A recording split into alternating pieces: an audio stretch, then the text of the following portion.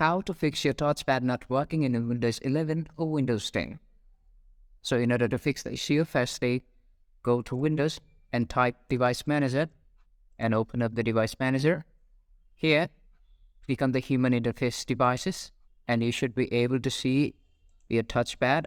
Now the first solution is to automatically install a driver for your touchpad. And in order to do that, right-click on the driver and click on Update Driver and search automatically for drivers.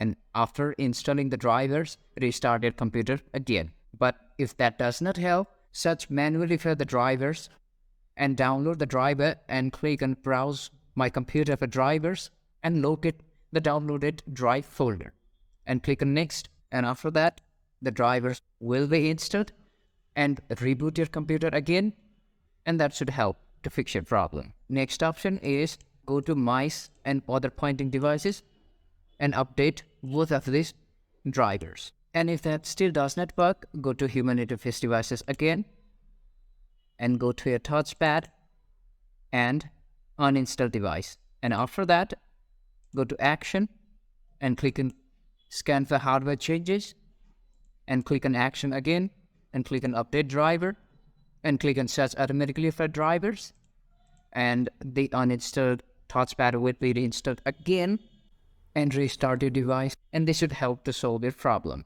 But even after doing all of these things, if your device is not showing the touchpad in the device manager, you might be having hardware problem.